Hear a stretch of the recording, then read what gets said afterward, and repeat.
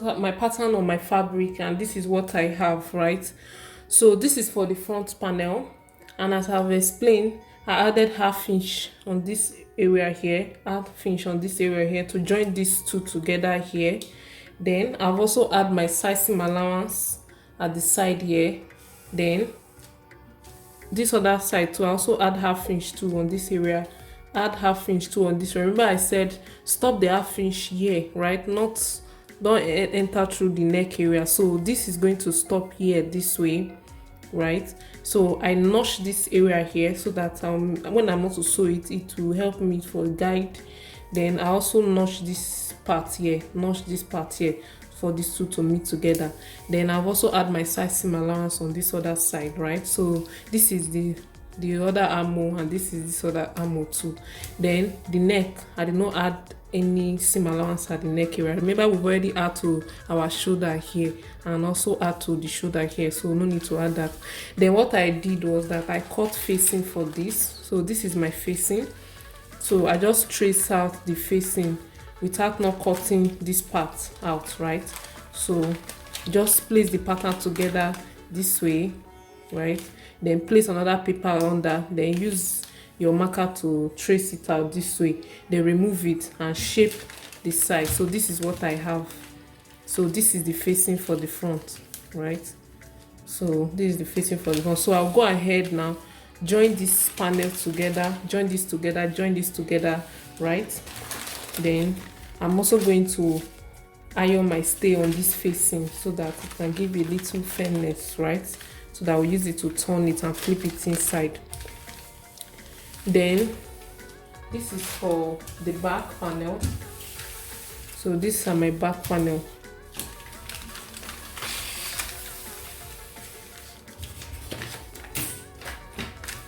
So this is the zipper allowance area. So this is the zip allowance area, right? You can still see the line here. This is for the zip allowance. This is our neck. Then this is the darts. Remember the darts that go through the shoulder, right? So this is it, and this is it too on this other side as well. So this is it too on this other side. So I added half inch to join these two together, half inch too to join these two together this way. So then my side seam allowance on the side, right, on this other side too. Then I've also cut facing too.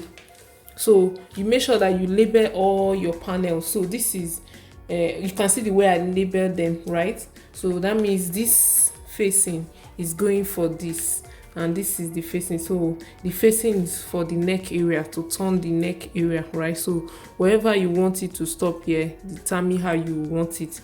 Then even the down part too, determine how you want it. So this is fine. Then this is also the facing for this one too, right?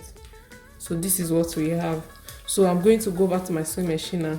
I'm going to join this panel together here, join this one too together here, right? Then I'll come back to show you. Yes, this is the front panel. I've already joined the line. So this is for the straight one that connects to the neckline, and this is the one that connects to the armhole, right? So I've joined the dart line. This is for the front. Then for the back, this is what we also have too.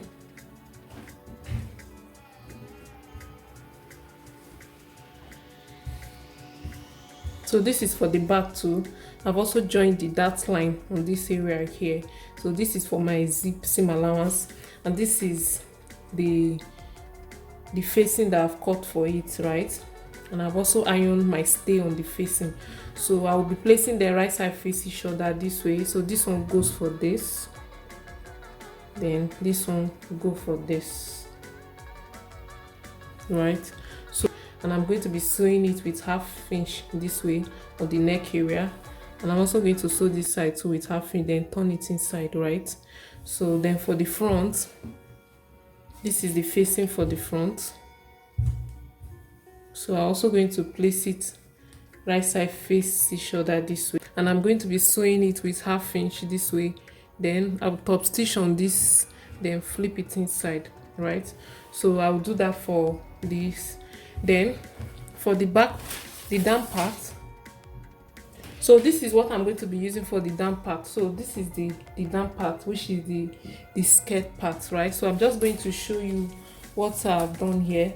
So the length of my skirt is going to be a man-made skirt, but not too much because of my fabric. So the length here I'm going to be using for the front, I make use of 46.5 inches.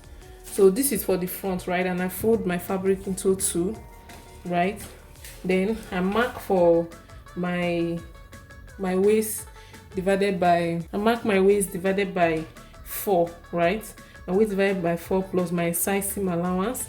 Then I came down 8.5 inches. I will be using half inch to join it to the upper part here. So that means that for my waist to my hip is 8 inches. I'm going to be having 8 inches later on, but here I mark 8.5 inches.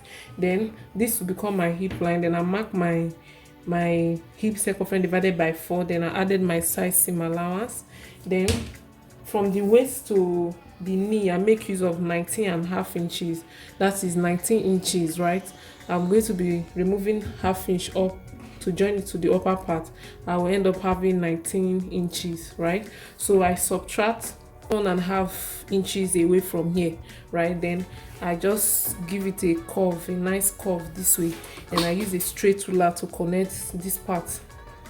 So the edge part here, what I have from here is, here I have 16.5 inches, right? While on the hip area here I have 11.5 inches, right? So for the down part I make use of 16.5, while on the hip area I make use of 11.5, right? So I just connect it. So this is for the front, right? Then for the back, this is what I have for the back. I just did a little fish tattoo for the back, right? So the same thing too, I added my zipper allowance here. Then give it a little shape at the back area here. So this is what I have. So I'm going to be joining the upper part and the down part together. So guys, this is for the front. I've already joined it to the down part. So this is the seam line, right? Then this is the neck. I've already used the facing to turn the neck, right? So this is it on the wrong side. I use it to turn it, then flip it to inside, right? So this is what I have for the front part, right? Then this is for the back as well.